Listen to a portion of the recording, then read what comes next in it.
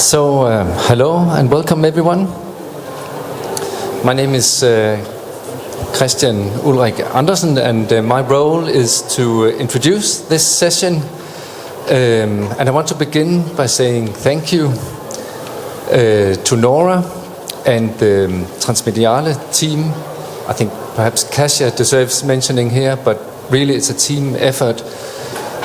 We know you've been working hard too to make this happen, and we're very grateful for this. So what is this that has happened? It's a research workshop following a call in the, when was it put out, I think in September or October sometime. 15 researchers, many of them artists, early career PhDs, have been gathered here for this week, producing a newspaper that you see. It's put on the chairs, and they're also here. Actually printed and produced this week, which is quite amazing. They've done this, or we have done this as a collective, together with designers, respondents, and collectives that have maintained the infrastructures of the event. And we have tried to explore the coming together of, as the title indicates, of form and content, of social and technical infrastructures.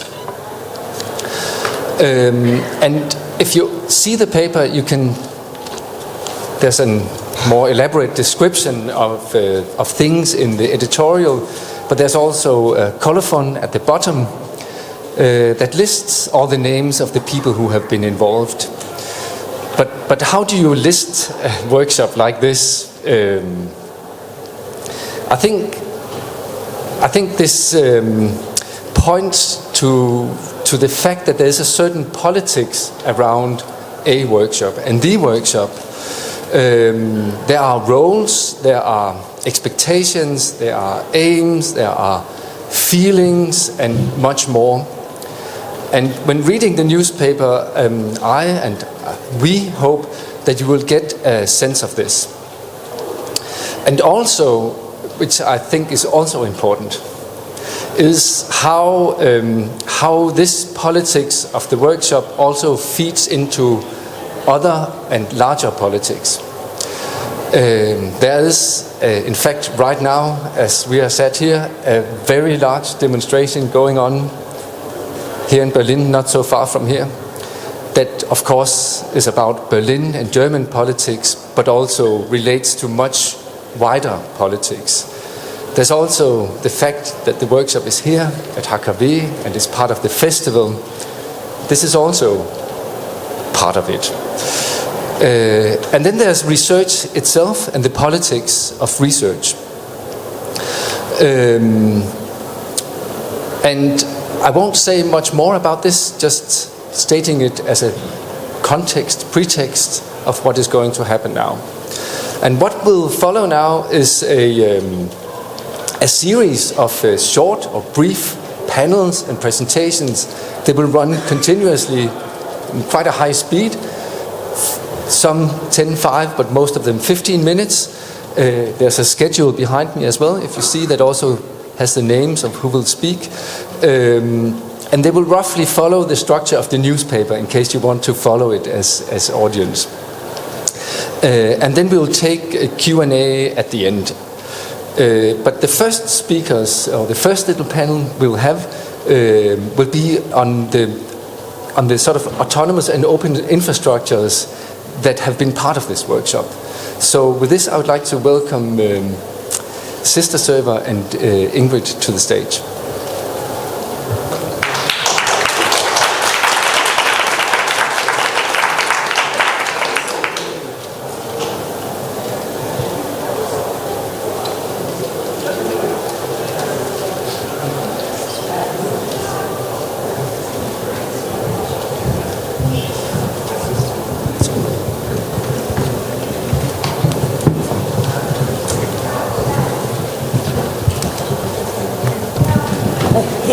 Josh. Where do I have to see the camera?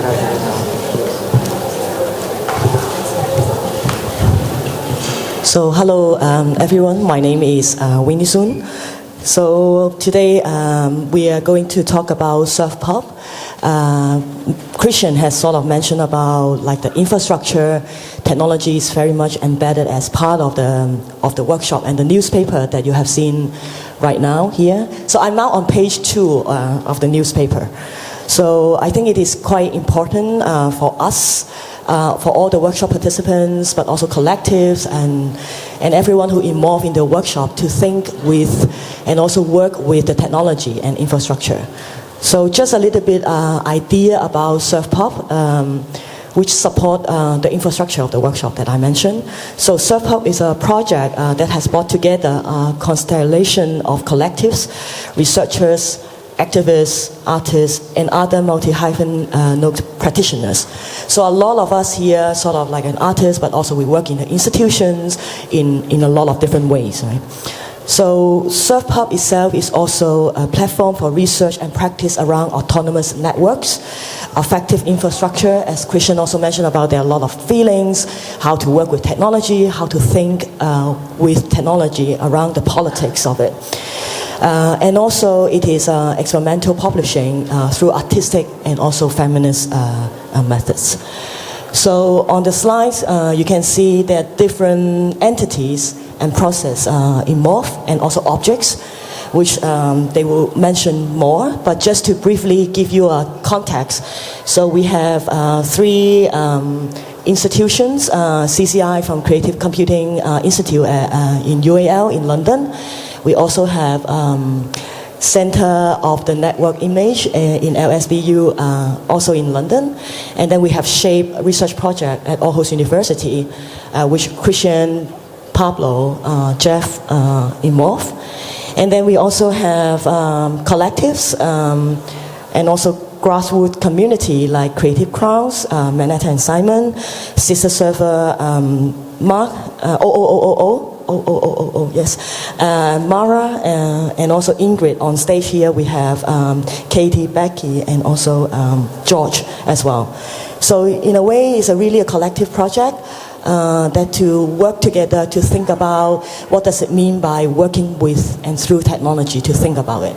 So I just pass over to the team to talk through some of the essence in contextualize the infrastructure. Hello. So I think we're just going to do a brief introduction to tell you. Myself, KAE. I'm Becky Aston. George. Here as three members of Ingrid. There are many members of Ingrid, lots of whom aren't able to be here. I wanted to mention in particular Batul Dasuki and Sunny Lau, who are instrumental in this particular piece of work that we've been doing. We are a collective of artists, educators, trans feminists. We organise parties, we make artworks, we create infrastructures, and yeah, so we are kind of Ingrid. And I'll pass over now to Mart to maybe introduce Sister Server.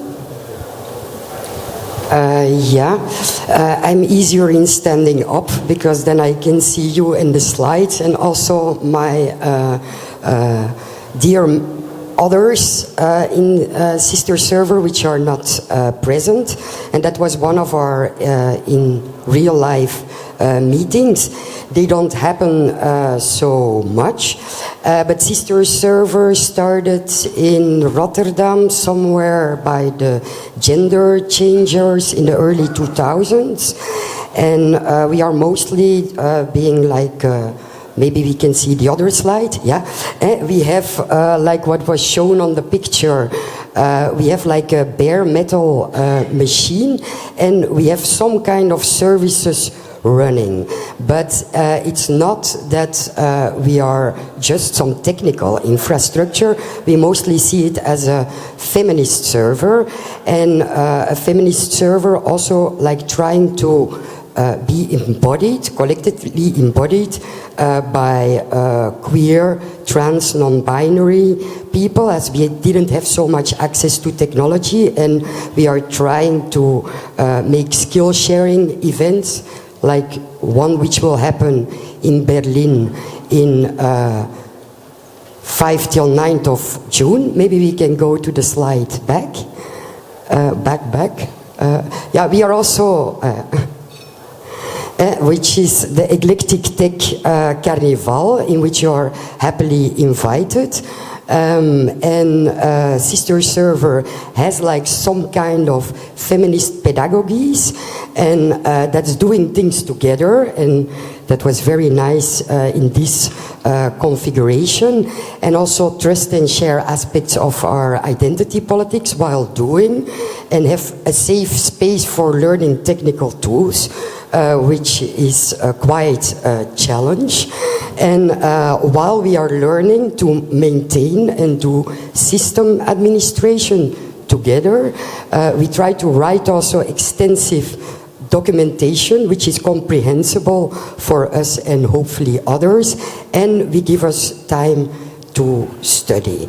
And moreover, we are not just a technical infrastructure, but you saw that this image is not really working. We are also an affective infrastructure which is trying to have like politics of care and care networks, and have like social relations with the machines and others inside of our feminist server. So, and that's still a lot of work to do. And then I hand over the microphone to Creative Crowds. Yes, hello. My name is Simon, and this is Manetta, and we're both peers at Creative Crowds, which is a server. It emerged through publishing practices within and around Varia, a collective in Rotterdam. And it's a server that we share within a trust network of peers and practices. We have an interest to cross with people through this. We chose a list of adjectives: a small scale, fragile, yet joyful, intimate publishing infrastructure. Yeah, so we will now dive together into and guide you through the process of how these newspapers were made. We will first, so we as CC, as Creative Crowds, we were involved for mostly for the software parts. So we suggested a way of working that is installed on this server called Wiki for Print. So the server is also called Wiki for Print, so there's an interesting blurry boundary there between hardware and software. Wiki for Print is a software for networked publishing. It's based on MediaWiki and Web2Print. It emerged from a network of practices and other people working with wikis to produce print over the years in Brussels, Rotterdam, Amsterdam and around. So it's the Netherlands and Belgium, but it's now also traveling to other contexts, which is an exciting part of working together in this context. MediaWiki provides us to write together. It's a free software project for collective writing, and Web2Print practices are using HTML and CSS to produce layout. And yeah, that comes with a lot of implications and a lot of space also for experimentation and rethinking publishing as a practice and design as a practice. And maybe to talk a little bit about the how of Wiki for Print. So when we made this newspaper that's being distributed today and the days to come, there were 30 people in a room together, all collectively editing the same wiki. And that's why we're all listed as editors and contributors as well, because we were all writing in the same space. So people were making pages on the wiki. Some pages hold the content, and other pages are used to create the layout for the publication. So we have these pink buttons at the top here that show the different features of this. This button that's being hovered over now is it's far too many lines of CSS that specify the fonts, the size of the page, lots of technical features for deciding on how it would look in a printed form. Yeah, there are a lot of lines. I think about 2,000. The way that we are able to see what it looks like together is another button that's on the page that renders a preview using the software page.js. And from this we can literally press Control or Command P to make a PDF, which is what we sent to the printer yesterday at 12 o'clock. So just briefly about why we think this way of working is interesting. Wiki pages can hold any type of content. So that means if we're with 30 people in a room together with different writing habits, we can mix them together and we can leave the format open and really decide that on the spot. But this way of working also allows to work non-linear. So you don't send files off to the designers and then they produce the PDF, but you are in the same environment together, which really brings a lot more space for conversations and to cross with each other.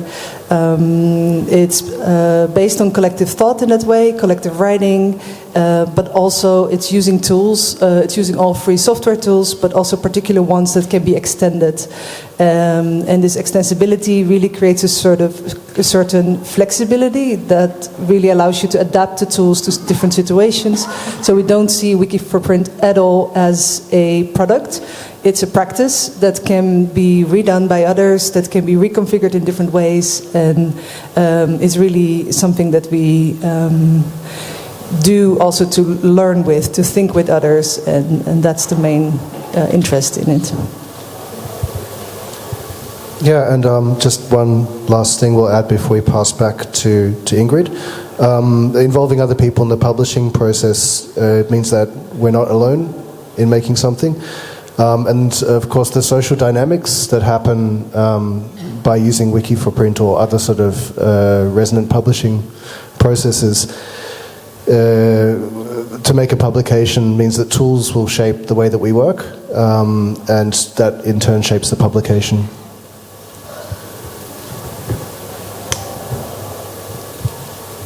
Hey. So we're going to move on to sort of more the back-end sort of infrastructure setup now.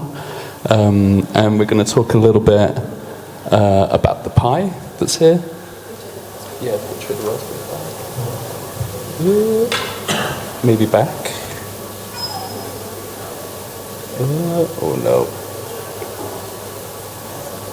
No, it's not there.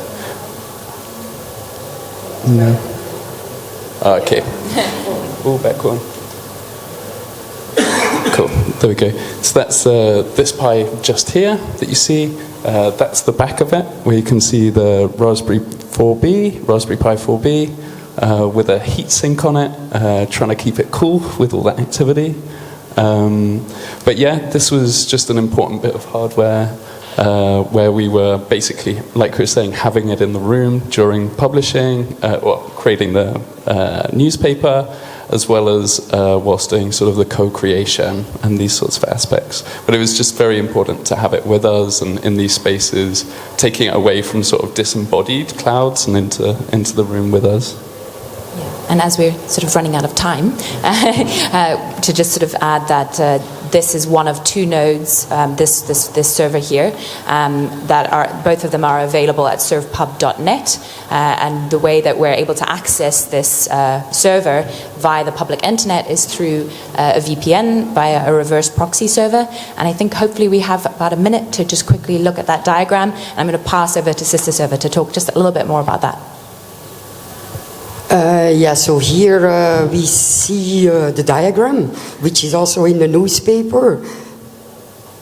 Yeah, so we are actually creating, because we are believing in decentralization and federation, people are doing self-hosting, but what, of course, if you self-host, your machine has to be accessible by the public internet, and for that you need a static IP, and this we did in this configuration by installing Tink server, which was based on a manual which was made after effect of the traversal network of feminist servers by Maria Caragiana, Mordau and Wendy van Winsberger. So we beta tested their documentation to circumvent institutionalized and academic networks to make that server accessible. And this is a visual representation of that. If you need more information afterwards, please ask so. And was there another image? I don't know. No. Yeah? That was it? We need.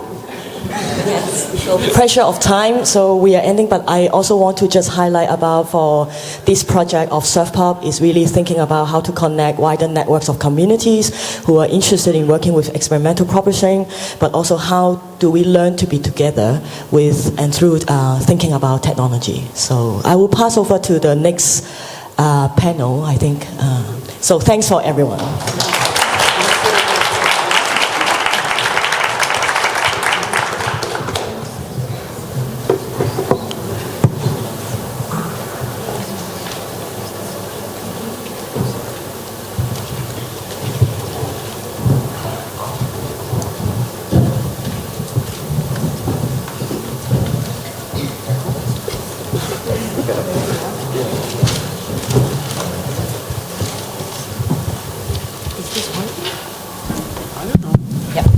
Hello. We would like to invite you to open the newspaper on page number 4.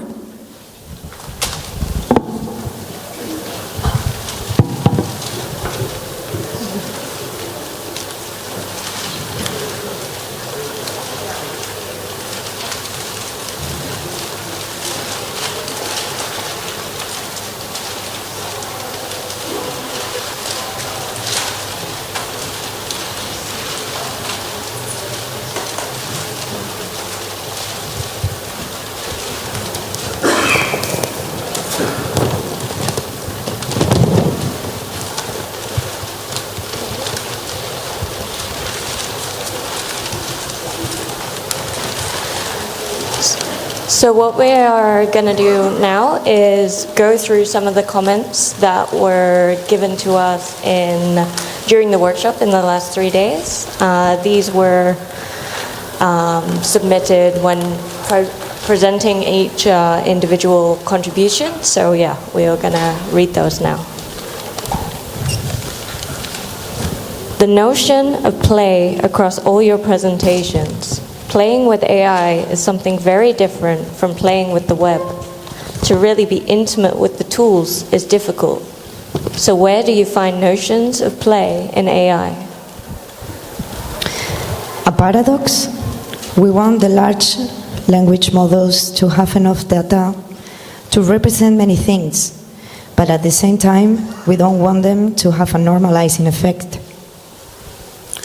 What happens when language models are so pervasive that subsequent models are trained on language data that was largely produced by other models, previously outputs?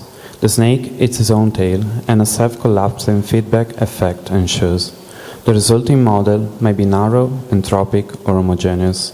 Biases might become progressively amplified, or the outcome might be something altogether harder to anticipate. What to do? Is it possible to simply tag synthetic outputs so that they can be excluded from future model training, or at least differentiated? Might it become necessary, conversely, to tag human-produced language as a special case, in the same spirit that cryptographic watermarking has been proposed for proving that genuine photos and videos are not deepfakes? Will it remain possible to clearly differentiate synthetic from human-generated media at all, given their likely hybridity in the future? Machine learning, generative AI, becomes a way to read or unearth a statistical model of imagination, a way to reveal trends, tropes, and how people imagine. It is not about trying to make a new normal, but the act of trying to imagine something else is already enough. The function is thinking with.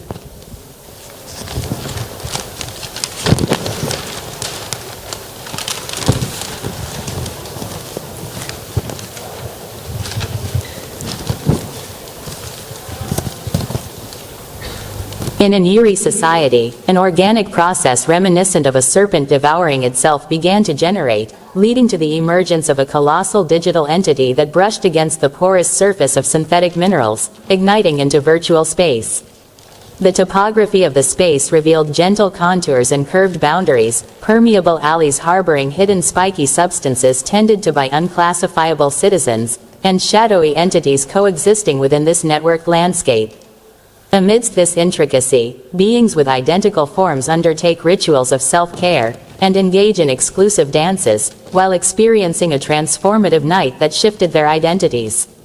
The city metamorphosed into a myriad of diverse embodiments, as a group with a shared vision successfully infiltrated the foundational image datasets, inciting a rebellion against enforced uniformity. The once regimented streets now pulsated with the liberated expressions of xenobodies, transcending the constraints of self-consuming cycles, fostering a harmonious coexistence between creatures and humans in a shifting tapestry of reality.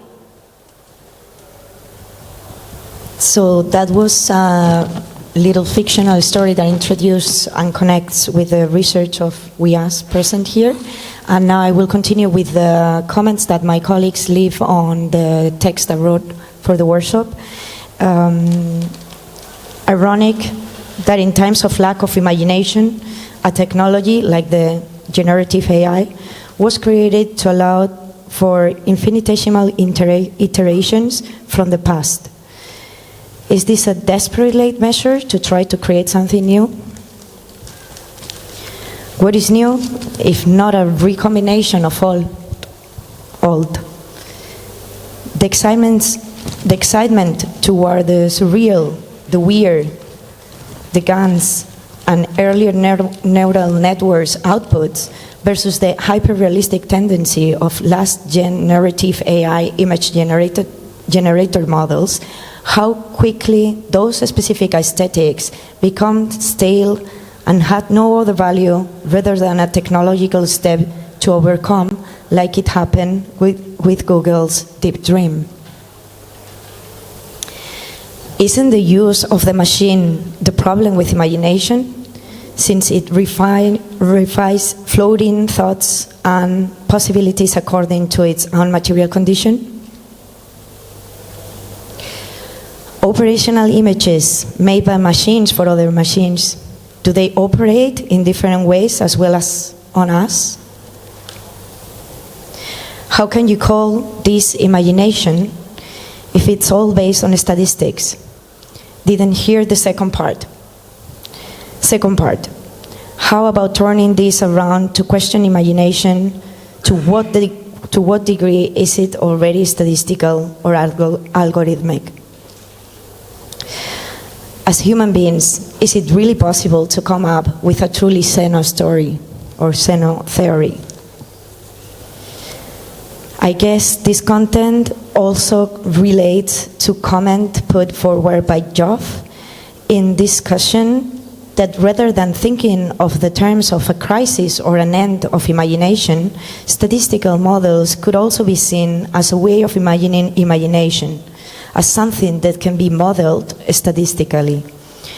How would that affect our understanding of Martyna's fake images or xenovisual practices of imagination, the synthetic party of a political imagination, etc.? And now I would like to finish with one of the items in my bibliography. The bibliography sits on the center of the newspaper.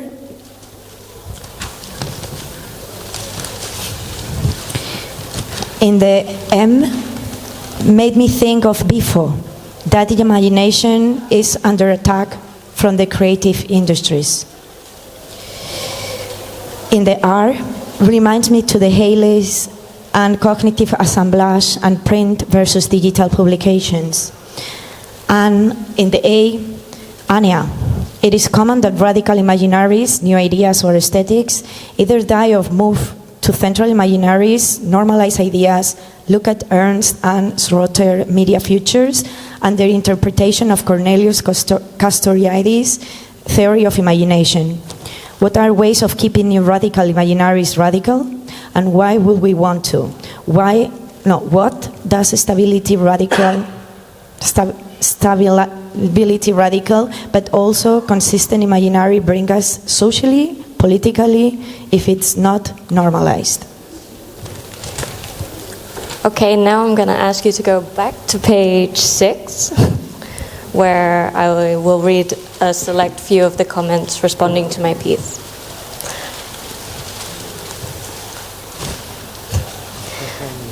Web space was once the place where one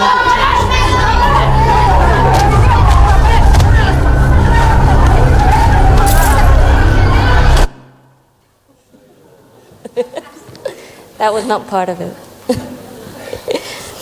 Web space was once the place where one could teach oneself HTML. The whole field of study that became UX and UI was inexistent in the way it was shaped today. Coding for the web was mostly experimental and with zero regard toward the user experience of said hand-coded page. How could we invite weirdness to live with accessibility and access? How much do you think the possibilities of these spaces are limited or foreclosed by the very limited options for web browser software? Alternative protocols, Gemini for example, perhaps offer building blocks towards expanded browsing.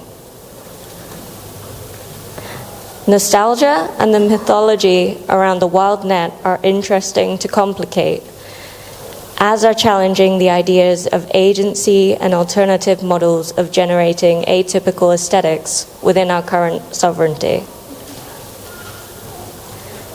What difference is there when the ability to customize social media is removed?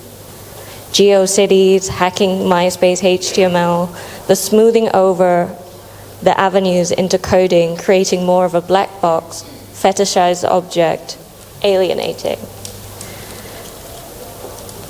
Is it also a search for authenticity when many options for producing authenticity within platforms were exhausted, became boring, or stopped working because of other reasons?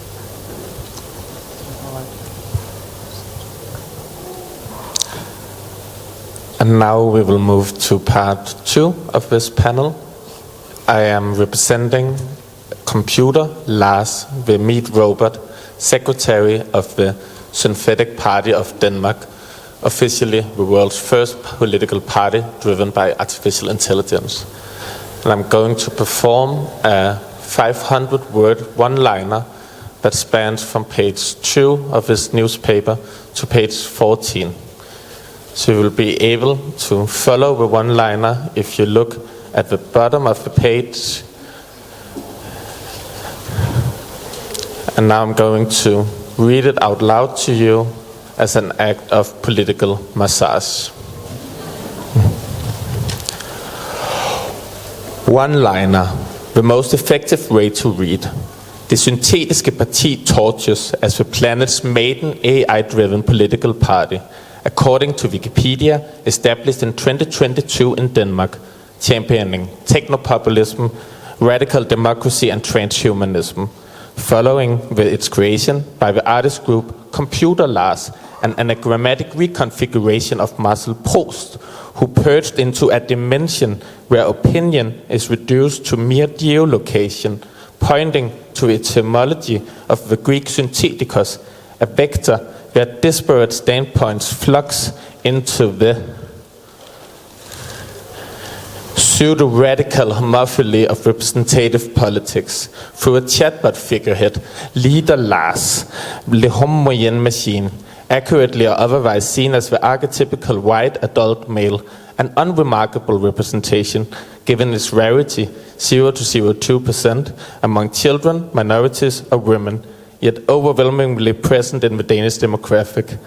End dimension, A spectrum where in leader lies stochastic utterances barely manage to fend off with skin-deep diversity, approaching each viewpoint with non-zero yet predictably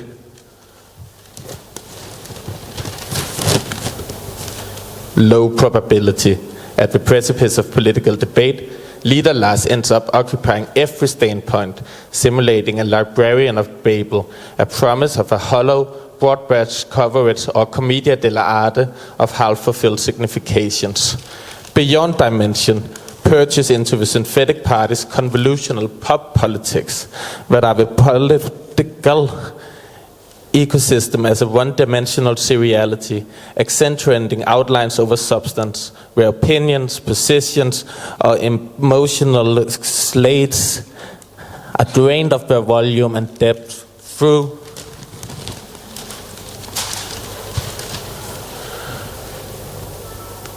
a rigorous celebration of surface-level spectacle, for standardizing a single thread through different dimensions, continuously shifting and expanding each other in a morphology of flatness, while presenting a disillusioned view of the ascension from content to form.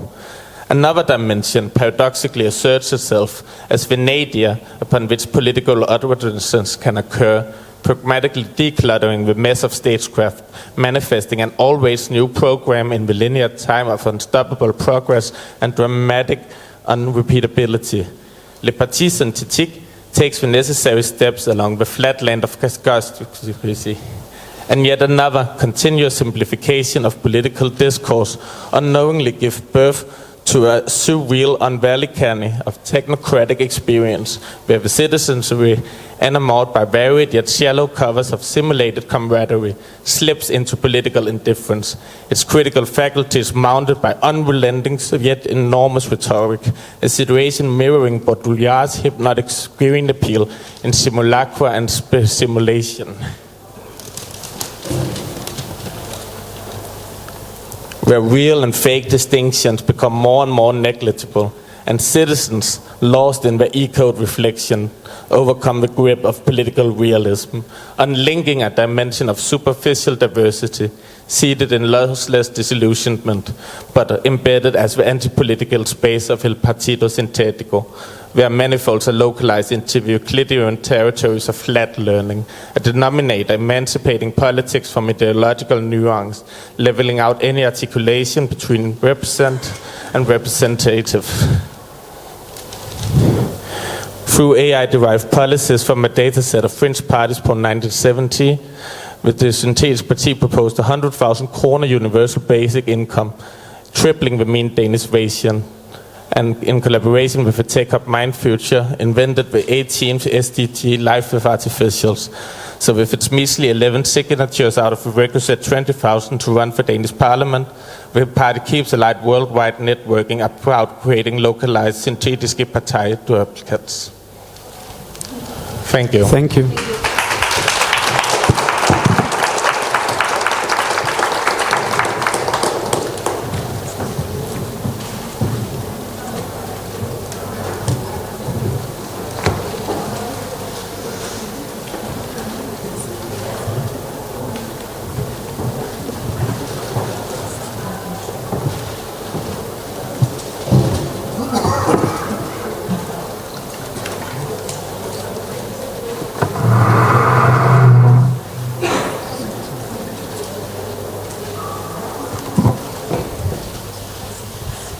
Hello, we are Bilyana, Duncan and Anya, and the way we decided to approach this presentation was to present each other's work.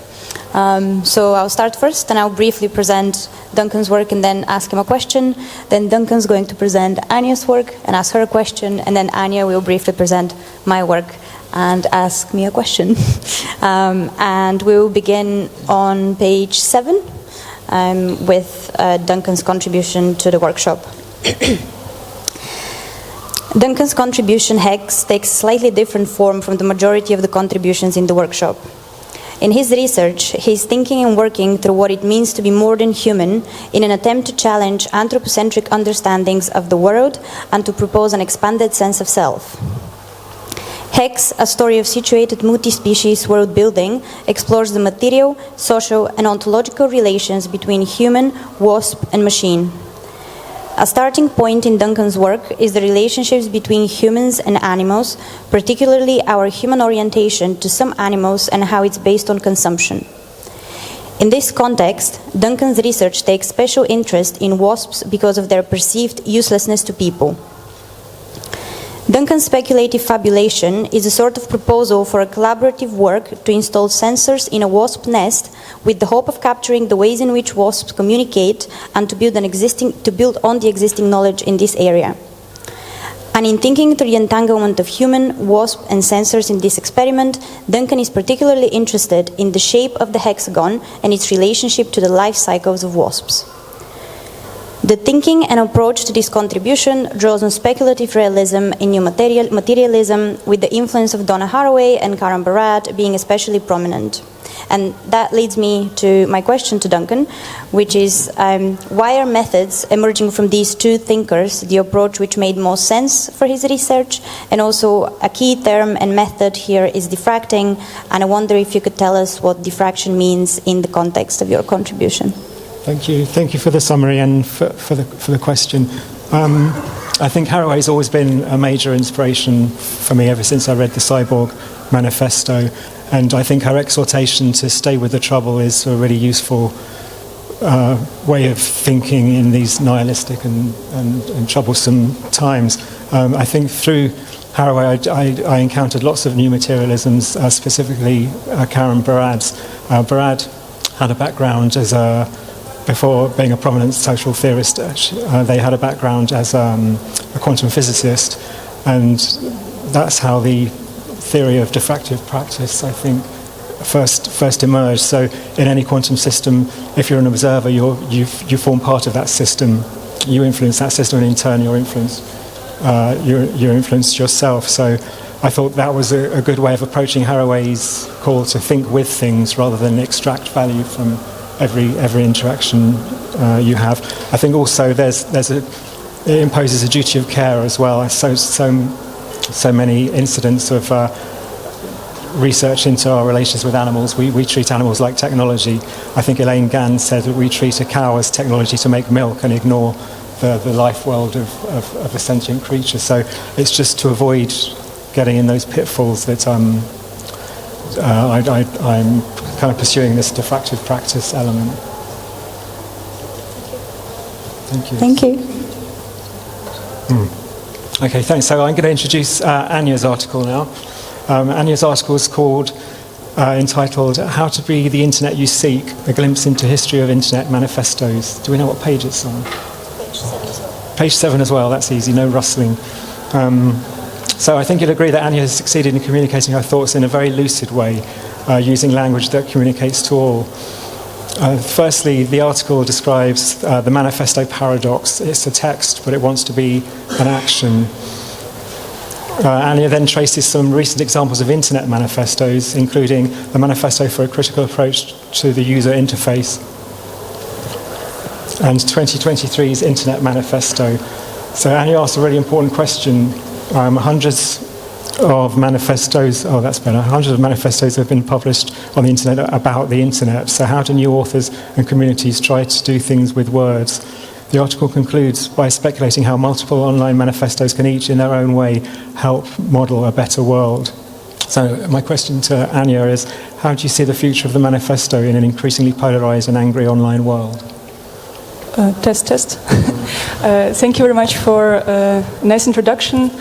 I'm working on this topic for a year, and it's mostly historical research, but I get this question often from people, from tech collectives who unite and want to stabilize their values and statements, and they look for a form and manifesto because of its tradition, because of how prominent the genre and the form is, quite often is something that people consider, but given problematic history of manifesto from the beginning of 20th century, for example, there is this problematic mixture of aggressiveness, dominant urge to disrupt and reclaim that many new tech collectives and new artistic collectives don't really want to build upon. What in my work, I argue for is that during the last decades, manifesto was reclaimed as a genre through which you can express, a genre which you can build on values of care, repair, and grassroots solidarity. And this I find historically a very interesting move that for me personally means that the genre in the form of manifesto is not totally dead yet, and there are interesting developments that we should follow or maybe use ourselves.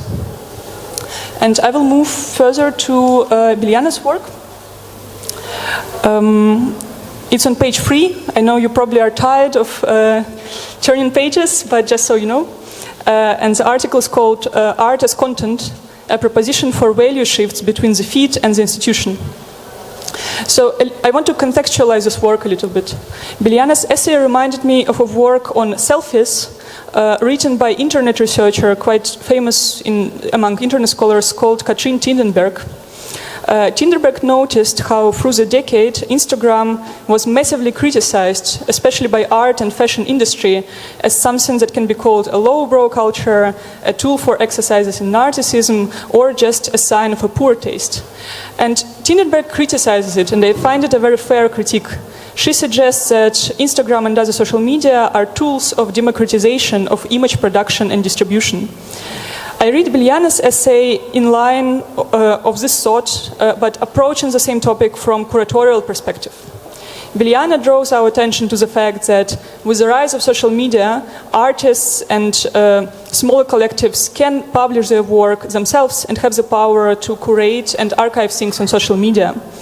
So we talk not only about media art or net art. Instagram becomes a tool between personal and professional representation in general, where artists can archive their work and provide additional comments to what they produce. Bilyana's essay suggests to move away from the idea that Instagram is a profane technology. Instead, she notices a shift in how value is attached to works, not only through traditional institutions, but also through such self-curating practices. So my question to you would be, one of your main statements is about how we should move from this idea of Instagram as a profane technology and just accept the fact that it has already become an important tool for artists to self-curate. It's interesting to whom you direct the statement, who you imagine as your potential interlocutors or people with whom you want to engage in dialogue when you say this. So the proposition is that, so I take a particular theory of cultural innovation to read social media as a space of production of cultural value, and how there's a line which represents cultural value shifting between social media as represented by the feed and more traditional cultural institutions like archives, collections, museums, etc. So it's about, I guess, how the feed in a way collapses that institutionalized idea of culture, and the idea of the feed as something profane is challenged. In that sense, it's kind of a theoretical speculation, but the immediate audience for this were the participants in the workshop, and I guess the secondary audience is yourselves. And the purpose of the workshop was to test out some ideas, get some feedback, and try and determine whether this is something that could be developed further. But I think in terms of wider audience, I'm interested in these questions because I'm interested in what cultural innovation is, especially in relationship to art and technology, where that's language that's often used, I guess, in a more kind of techno-capitalist context. So I'm interested how a term like innovation can be reclaimed, perhaps, in the context of cultural innovation, and how changes in value relate more to adaptation to technologies, which is not necessarily, lack of new cultural imaginations, which has been a very prominent theme at the festival. So, I guess anyone that's interested in kind of circulation of images and documentation in relation to art practices. Thank you. Personally, coming from partly internet history field, I find it especially very interesting for web historians when they overlap with art history, because what you propose is also, that means that we can look at Instagram archives as actual archives, and how exactly we do it, what methodology, what implications has, is an open question. Yeah, I guess it has implications for research itself, I guess that's Thank you. We have a couple of minutes more of time that we're allowed to occupy on the stage, as far as I believe, and I want to do something totally different. That's my personal statement. I want to draw our attention to a demonstration that is happening very close by around Bundestag, and thank you, Christopher, for already saying this. It's a very short text I have written in the morning, so please forgive my trembling voice. We are privileged to have spent a very beautiful and intense week working in a very international context on this newspaper. We also talked about many topics that straightforwardly emerge from critical theory, capitalism critique, and that express a concern about misinformation, right-wing movements, and populism. Recent rise of right-wing party in Germany, which you already heard about during previous session, probably called AfD, puts this privilege at risk, but also shows that those discussions need to be somehow converted into more direct actions. AfD actively plans to deport people with migration background and people who support migration within European Union and Germany in particular. And they get alarmingly high support by the population. Since 1 o'clock today, the demonstration goes on near Bundestag, which is just a couple of 100 meters away from here, that is meant to show solidarity against the right-wing turn in Germany and in Europe. If you have capacity, I ask you to consider learning about this, as we are here in Berlin in a certain political context, and if you want to join in solidarity.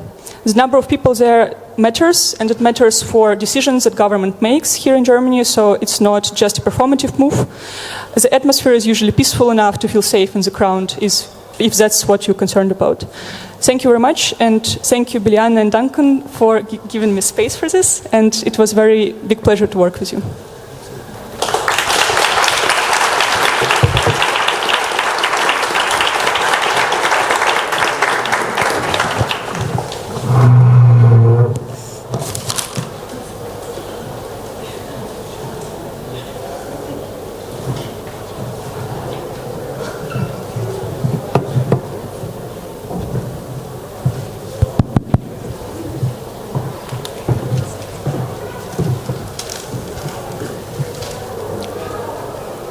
Hello, so we're page 10, 11, and 12. And my name is Pierre, this is Emily and Martyna. And the way we're going to go about this is we're each going to introduce our article. Martyna is going to introduce Marie, who unfortunately is not there. And then the process of the workshop was to have to write something and then to have contributors challenge us with questions and thoughts. And so we'll address some of those questions and thoughts in the second part. I start with? Okay, I start, I guess. Sorry. I'm representing two people today, and I just got quite confused. So I wanted to introduce Marie's project. As Pierre mentioned, she couldn't be here today. Her essay is called The Scenography of War. Through analysis of a still photo from a live broadcasted press conference held in the rubbles of the bombed Al-Ahli Baptist Hospital in Gaza, the article explores the contemporary perception of war when it is sensed through digital images. The striking thing about this image that quickly circulated on social media and news sites is less to be found in its extreme gruesomeness. It is rather the almost collage-like choreography, the clash between the preset choreography of elements of the press conference and the chaos and unpredictability of the war zone.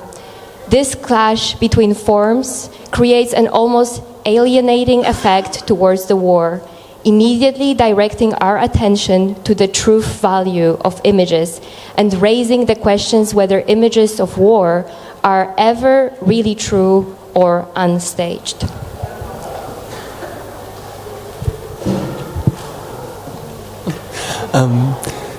I wrote on the top right,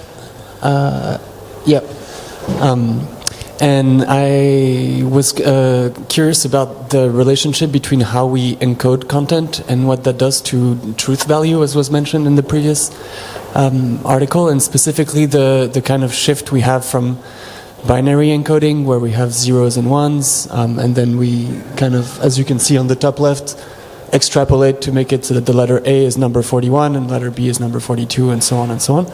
And then shifting to vectors where there's more relational or contextual understanding, and moving then from like electrical truth to semantic approximation, and what does this to our semantic environments. Hi, I'm Emily. Actually, I'm very honored to be in here and discuss with my teammates. And we have maybe zoom out a little bit, because actually we have some keywords that we think that connects to our different projects as well. Yeah. And my projects focus on the East Asian paradigm to explore and destabilize technology in a situated and discursive way. And maybe I will talk more about East Asia, this framework, later in the discussion part. But East Asian is still relevant and crucial as a model to look into in contemporary capitalist infrastructure, because it remains significant digital labor market and like image tagging, and operating in a new logistics system and making an invisible digital circuit. And so my writing talks about the historical trajectory and its materialist implication, like the 1970s Osaka World Expo, which is one of the crucial reference points of technological modernity and infrastructure development in the East Asian network. And apart from this, my writing talks about two artistic practice examples as well. One is the Taiwanese artist Cao Chongli. He adopts a minor technology approach by using DIY methods with non-standard objects, so as to reconfigure the mechanism of image perception and process. And I hope my writing can offer an otherwise perspective on the genealogy and current media cultural landscape, and engage in a counter histories. Thank you. My name is Martyna, and I will now introduce very briefly the work that I've done over the course of the last week. My essay, Fuzzy Fences, Shiny Coats, and Trees on Fire, discusses the example of the AI fake that posed itself as evidence of a supposed explosion in the Pentagon. And the essay itself, it's very much triggered by the onslaught of AI-generated images earlier in 2023, which started all these conversations about the future of truth and the future of influence of technology and how we perceive fact. But instead of kind of engaging in the techno-doom of the conversations that were appearing in most popular media, I wanted to shift the focus a little bit. And in the essay, I discussed the role of individual perception and sort of regaining own agency of individual audiences beyond the belief that you need to rely on some sort of authority of truth to identify what's fake and what's not, or that you need to essentially give up your own belief in your ability to perceive. The essay suggests an idea of sort of collective sense-making as a response to this crisis of trust in visual images, and it also suggests ways of very active engagement with images. So I talk very briefly about how the OSINT community uses transformations of source imagery and translations of source imagery to other medium in order to dig in deeper into these images and sort of make sense of it all. We thought that it would be quite a nice idea to bring in the questions we were receiving over the course of the workshop, and we will kind of do this experiment where the questions that were asked to us, we will now ask to each other and see where commonalities may emerge or completely different interpretation of the question itself. So the first question was next to Marie's work that was asked to her during the workshop. I'll paraphrase it briefly. The question goes, I guess this performativity of a staged media image immediately clashing with the war reality and widely circulated online is somehow exemplifying a different relationship to visual documentation. Different in comparison to earlier ways in which the lens was dominating documentary discourse. It now becomes a mix of forms, documentary/stage social media content. Can we trust images? Can we trust technology?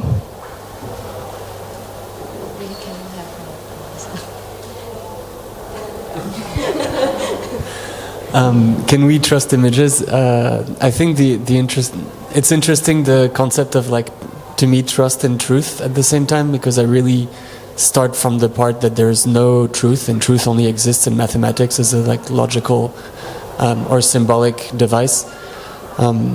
And during her presentation on Monday, Martyna was saying something interesting, that there's a context to the images that she trusts, and if there is a debunking of the Pentagon fire, it's because someone else has posted it, and so it exists within a broader context of trusting someone who supposedly has done the job. And so this complementarity of trust and truth in images I find interesting.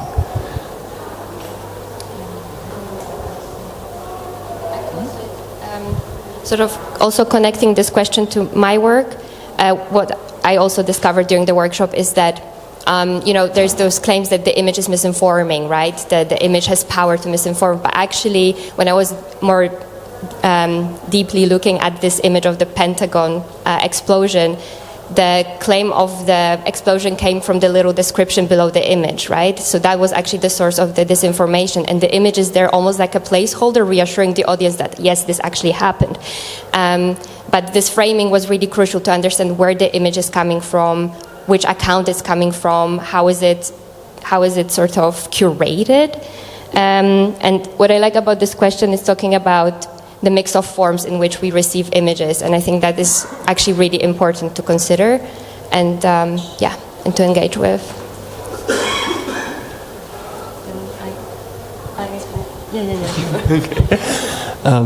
This is a bit of a spontaneous collective improvisation. But the other question we had was about this idea of like representing a little bit on the top left. Thank you. Yeah. Exactly, here. Why Eastasia, and what sense does it make to talk about Eastasian as a group, as an individual, and in general, what kind of perception of reality does using media technologies create? Actually, these questions linger throughout my research as well, and but I chose East Asia because I think it's not only the geographical region, but also the geopolitical and socio-political conditions in conjunction with the colonial history and even the post-Cold War structure. And actually, I have quoted a Taiwanese scholar called Chen Guangxin. He has a book called Asia as Method. He talks about this kind of Asia framework as a colonial violence circulating in an elusive form, converting into our bodies, cognitive mind and sense making. And he also asserted that the Cold War has not ended in Asia at all. So I think we need to aware of this colonial power circulation, information, even in the contemporary media technology making. So I chose this framework. Yeah. I guess this question in some way, the way we were discussing it, also relates to, I think it's at the top left. Here. Yes, the question of how can technologies like image or language generation or statistical modeling, for example, have an implicit imaginary within? I think this question was also mentioned earlier. So it's this question of changing the representational framework as a way of kind of reinvigorating, looking differently at these problems of truth or representation. I don't know, Pierre, would you like to say something to that? Maybe, Pablo, if you could go to the top right, please. Sorry. Thank you.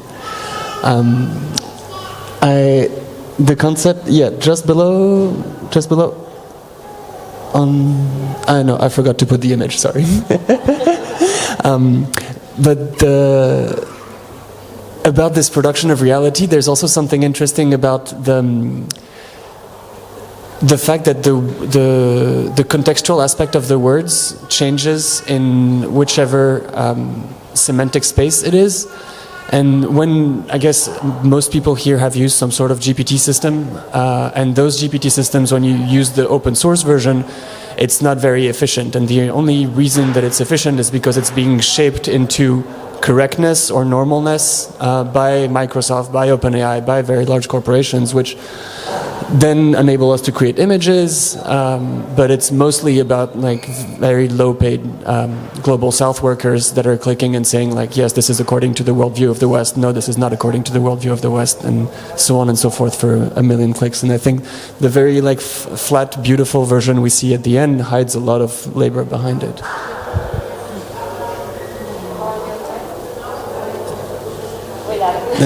We'll wrap up there. Yeah.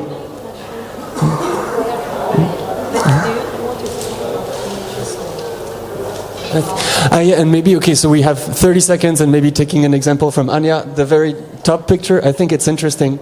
If some of you live in Germany, you might have seen this a lot. This is the picture from a meeting in Potsdam that triggered this whole against AfD, where it's members of the AfD, members of the CDU, who are meeting with someone from Austria who wants to plan the remigration. And talking about blurry images and uncertain images, it's very interesting to me that this kind of very far away blurry images acts as like a method of truth, that it shows the problem of xenophobia, hidden practices, and so on, with something that might not be taken as like scientific truth.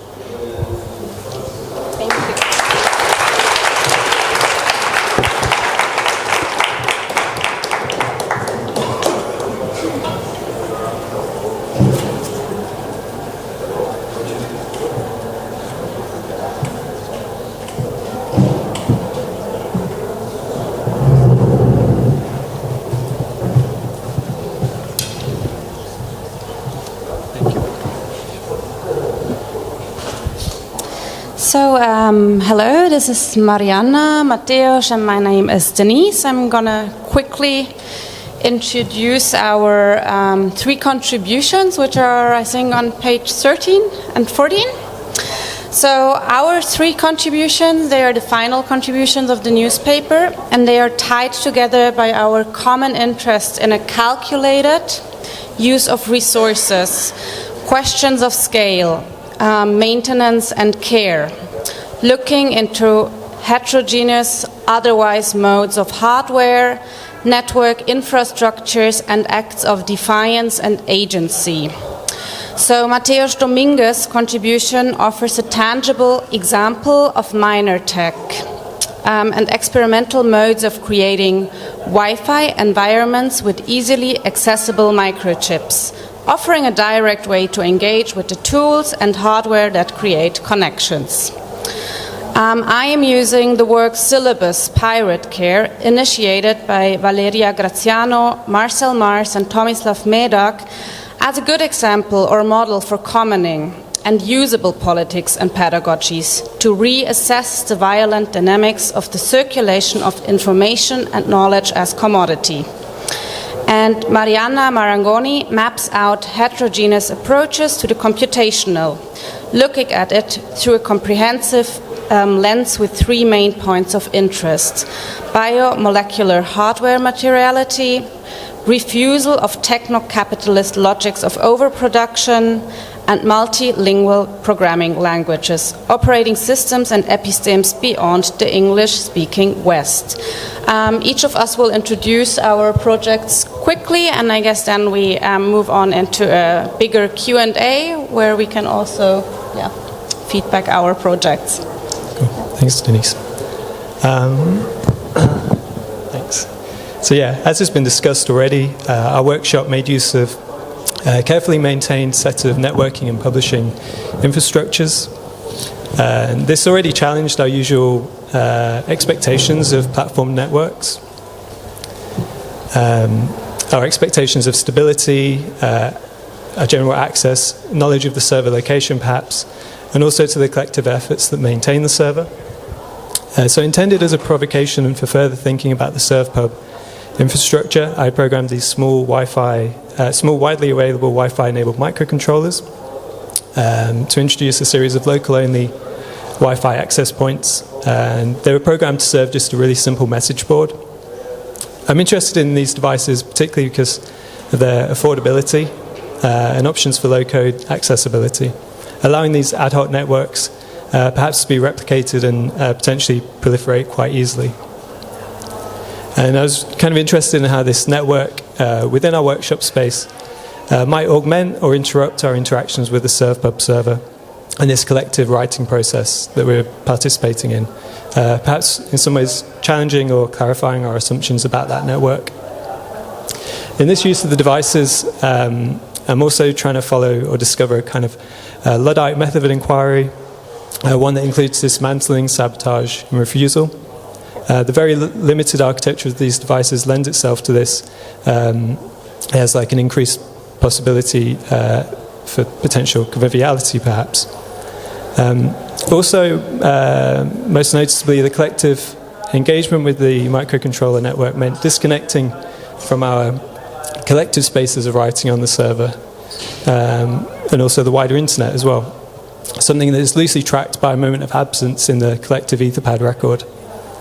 And so as Wi-Fi access points, they also offer a vector for other interactions that distort the nested protocols and programmed expectations.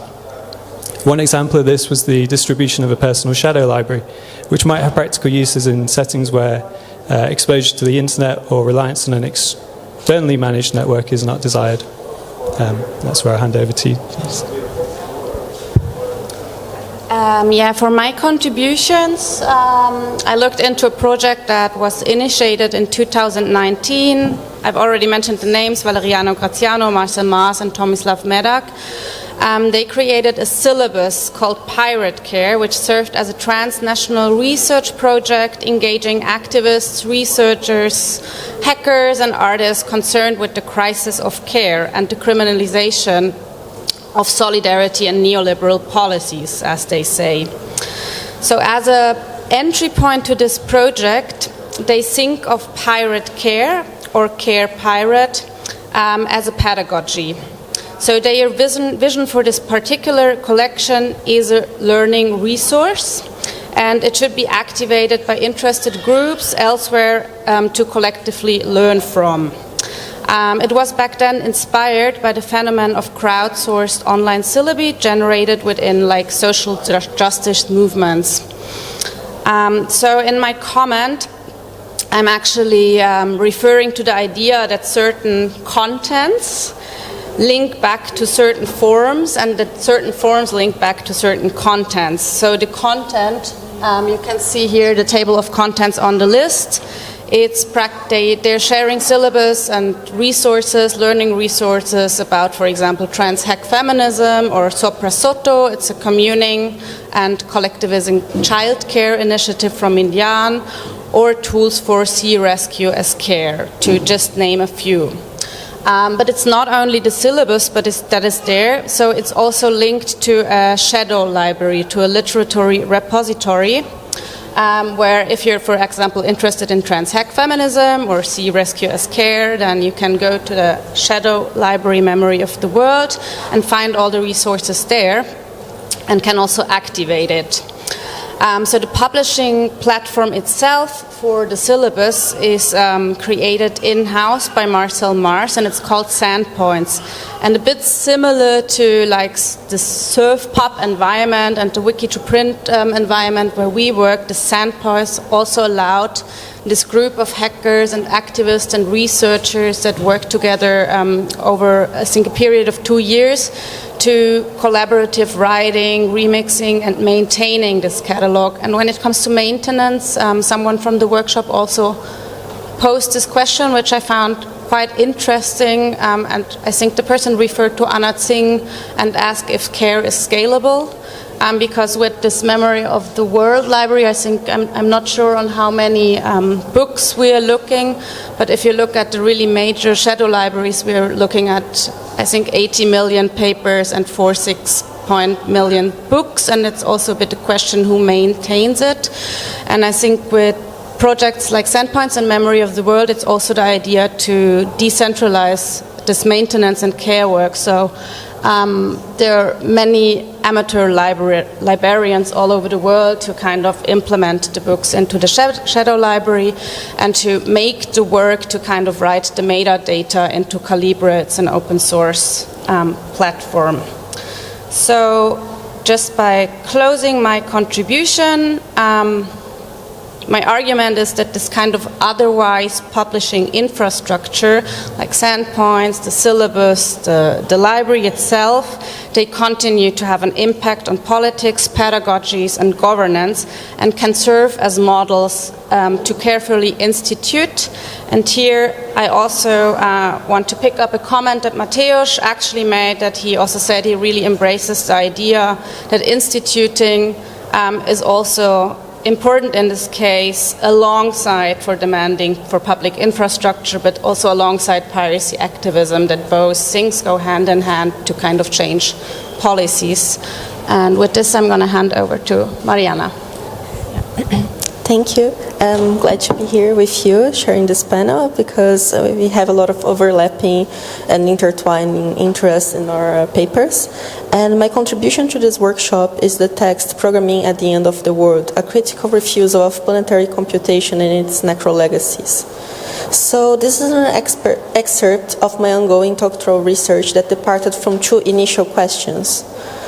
One, how to rethink computational practices for a future where the tools and infrastructures that we take for granted are no longer available. And second, is it possible to decouple both the idea and the practice of computing from its extractivist materiality and anglophone scope of knowledge? So to unpack the title a little bit, I would like to begin by contextualizing and criticizing the idea of planetary computation. Philosopher of technology Benjamin Breton claims that, and I quote, concept of climate change is an epistemological accomplishment of planetary scale computation, end quote. An argument that has been firstly discussed in the context of early meteorological science as explored by Matteo Pasquinelli in The Automaton of the Anthropocene. However, this statement overlooks that in order to develop, build and deploy such vast apparatuses, a massive explorative and extractivist economy was required, which only accelerated the phenomena it's trying to acknowledge. This relentless drive to measure, map and quantify the Earth and its inhabitants solely for human knowledge always generates this shadow companion, the hastening of resources and climate collapse, which not only modifies the world but the data itself that we are collecting. And similarly, technosolutionist narratives that push for the artificial general intelligence and this myth of technological singularity drives forth the illusion of a fully automated future that does not only generate new ways of supporting life, but also new degrees of suffering and extinction. Paradoxically, as society becomes more dependent on those advanced tools, users and programmers alike find themselves increasingly detached from the inner workings of the machine they interact with daily. This predicament prompts a critical investigation of anti-capitalist alternatives to computation, decoupling it from big tech platformization and the commodity of the cloud. Rather than advocating for a simplistic return to retrocomputing frameworks based on salvaging interoperability, the proposition of my paper is to underscore the importance of subverting, reimagining, and reinterpreting computational technologies. Computers have a complicated history and have long been entangled with harmful materiality, engineered biases, and discriminatory practices, particularly against multicultural perspective and epistemes beyond the English-speaking West. In response to that, there isn't a single and universal solution, but an heterogeneous proliferation that I'm subdividing into three main categories, as you can see in the diagram on my paper. My short contribution. And they are main three categories. So the refusal of techno-capitalist logics of overproduction and obsolescence, the use of multilingual systems and programming languages, ethno-mathematics, and the colonial paradigms that shift the hierarchies and affordances of established operating systems. And the third is to approach radical hardware materiality, such as biomolecular systems capable of performing logic gates. And in a prompted everything era, I understand that it can be really challenging to step back and inspect the inner logics of current black box devices and to understand how operational systems and programming languages work to propose then radical alternatives to established paradigms. And the time and the hard skill involved leave out many people who can afford to be this critical.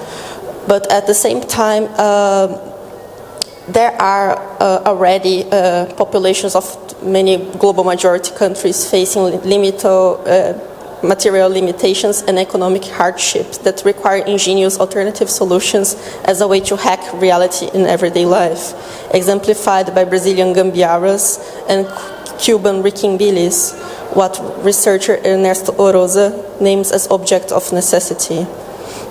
So in the context of higher level programming languages, which is only a snippet of this, I would just like to highlight the work of artists, researchers, and programmers against the pervasiveness of English and digital post-colonialism, such as Ramsey Nasser, John Corbett, Cordinia Dulipala, Batu Desuki, and Lyndon Huang. Even though the programming languages created by them are functional, usability is not the main goal, but rather approaching them as social-political tools to question why, how, and by whom those technologies were shaped in a certain way. So the act of making them minimally functional is a radical act of defiance by itself, as coding in a language that doesn't rely on Latin characters and ASCII cause most text editors to break the code and crash in unpredictable ways. And these tools might not be as exciting and fast as today cutting-edge devices, but they offer what might be the only lasting option in an increasingly exhausted planet. Thank you.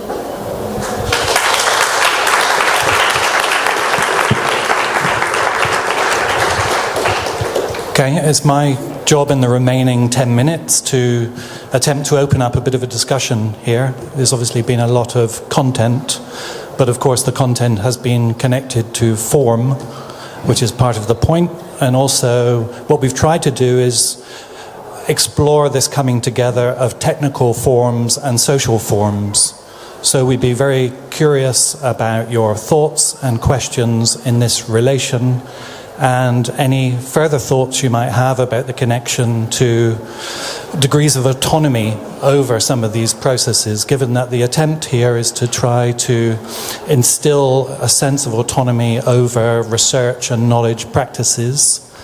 You might say that perhaps we were entering into some kind of neoliberal fantasy here about aspects of freedom, which came up in the discussion last night as well. So I won't say any more. I will just, we have a microphone roving there, and we'd really love to hear any comments or thoughts.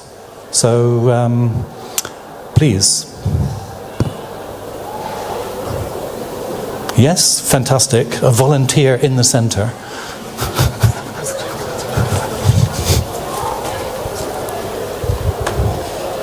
I think the question goes more directly to Pierre, I would say, but I think it links also to the other ones because I like this. I mean, I don't know your project, right? But I really like this idea about how to get from a content-based perspective to these forms in the vectorization. I think there's also like an older history to this when you think about cybernetics, you know, how do you reduce semantics to syntax? And I'm not sure, is this like something that you're also interested in to just like analyze it, or do you see potential in order to retranslate it? So one of the things would be you show the vectors, right, and proximity similarity, which has like social implications, as you say, which is a very kind of like hard-coded thing. But what about differences in vectors, right? Do you see like speculation here to kind of like also build up different semantics from this kind of like syntactical form? So it's from content to form, but in the form you could produce new content, which is more than just like, you know, generic AI stuff. I don't know if this relates to the rest, but this kind of spoke to me. You can have my microphone. Thank you. Yes, I think the picture that was not there but is in the newspaper kind of shows this flexibility of meaning, and it shows how words are associated from the 1800s to the 2000s.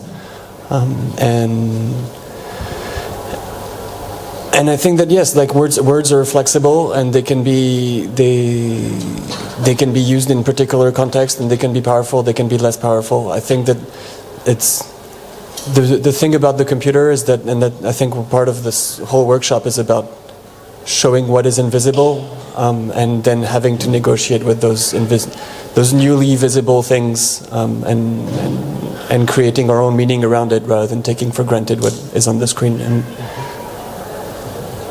if anybody else would like to. It's quite a specific question, isn't it? Anyone else would like to make a comment or ask a question?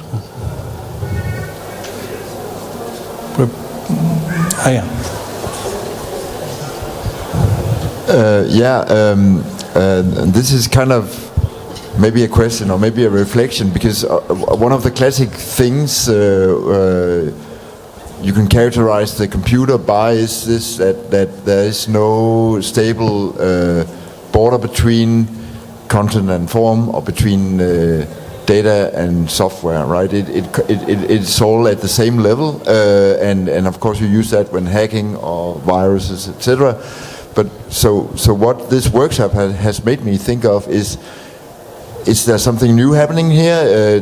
Does content becomes form in new ways, as we might see in AI, or images, or we have many examples. And what does this mean, both for content, but of course also for form? So it's a large question. I don't know if anybody can answer it, but any volunteers? Any reflections?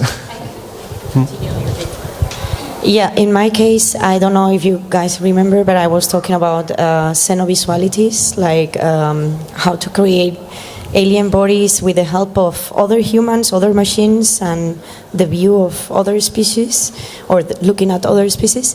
In this case, I think, we are a collective. I didn't say it. We are in Madrid, and we are a collective. And if we will only create these images as artists, generating or creating images, probably these questions that I was reading of, like, is this a desperate way of creating something new, or it would look like that. But the fact that these images are part of a data set, and a data set is a training material for this synthetic imagination that we have nowadays, that are the generative AIs, I think changed everything. Like, it's not that I create an image and I put it there so you can see it. It's a process. It's a process. It's a part of the process, and it makes you think, and that's all. So I think it's crucial that is this kind of content in this kind of format, and in this age that we are living. Yeah. I think there's about 2 minutes until we need to end, so there's time for one more comment or question. We'd love to hear from you. No? So perhaps, is anyone dying to say something from the participants that you feel you didn't have a chance to say? Thank you. Well, that almost goes without saying, but of course we will round up with a big thank you to everyone who has presented, people behind the scenes like Pablo running the slides. That was a challenge. Thanks. And of course, thank you very much for your attention, for staying for the 1.5 hours. Just to finally say, this isn't the end of the process. All the participants will be developing their short papers into much longer articles for a journal, which I think is advertised in the newspaper. So if you're interested in any of these presentations or the endeavour as a whole, watch this space, and we will communicate when that is ready. So I think we just need to say goodbye and thank you for your attention.